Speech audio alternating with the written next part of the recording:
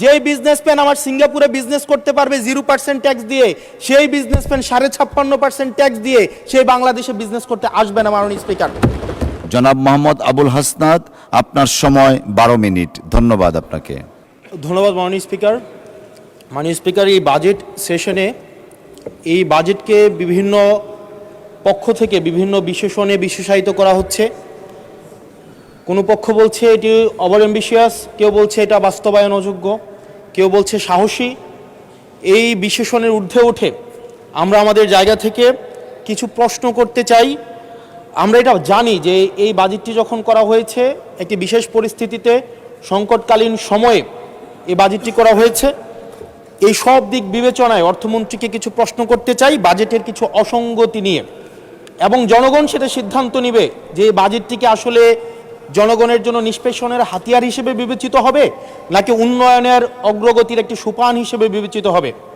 প্রথম যে অসঙ্গতিটি সেটি হচ্ছে রাজস্ব নিয়ে। মাননীয় স্পিকার, আমরা যদি বাংলাদেশের গত বছরের রাজস্বটি দেখি, লক্ষ্যমাত্রা ছিল 5,03,000 কোটি টাকা।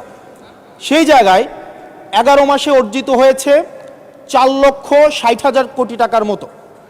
হাতে আছে আর 1 মাস, ধরে নিচ্ছে 48,000 কোটি টাকা সেখান থেকে আমাদের লক্ষ্যমাত্রা অর্জিত হবে। তার মানে আমাদের অর্জিত হচ্ছে 4 লক্ষ কোটি টাকা, 3,60,000 কোটি টাকা প্লাস 40,000 কোটি টাকা, অর্থাৎ হচ্ছে 4 লক্ষ কোটি টাকা।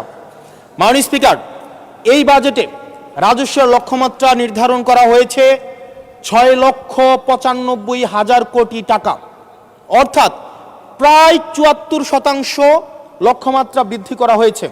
পৃথিবীর সব দেশে তাবৎ অর্থনৈতিক ব্যবস্থায় বাজেটের যে রাজস্বের যে প্রবৃদ্ধি থাকে সেটি 10 থেকে 12% একটা আইডিয়াল একটা ফিগার। সেই জায়গা থেকে মাননীয় অর্থমন্ত্রীর কাছে আমার প্রশ্ন, সারা দেশে বা বিগত রাজস্ব কালেকশনের যদি আমরা হিস্ট্রিটা দেখি, 10 থেকে 12%-এর জায়গায় সরকারের কাছে এমন কি মেকানিজম রয়েছে যেই মেকানিজমের মধ্য দিয়ে প্রায় আমরা 75% আমরা রাজস্ব নতুন করে আমরা সংগ্রহ করতে পারবো। মাননীয় স্পিকার, সেই জায়গা থেকে আমরা বলছি যে এই যে রাজস্বের যে মাত্রাটি নির্ধারণ করা হয়েছে এবং এনবিআর এর যে সক্ষমতা রয়েছে সেটি বিবেচনায় এই বাজেটটির লক্ষ্যমাত্রা রাজস্বের ক্ষেত্রে কতটা অর্জিত হবে সেটি আসলে আমরা সন্দেহ প্রকাশ করছি।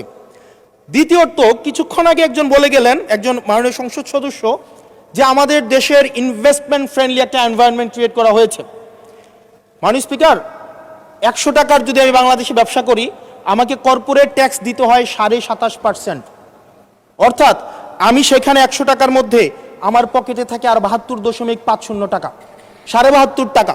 এই 72.5 টাকার মধ্যে আমার ডিভিডেন্ড ট্যাক্স সারচার্জ সহ আমাকে দিতে হয় মাননীয় স্পিকার 40%, অর্থাৎ আমার পকেটে তখন থাকে 43.5 টাকা।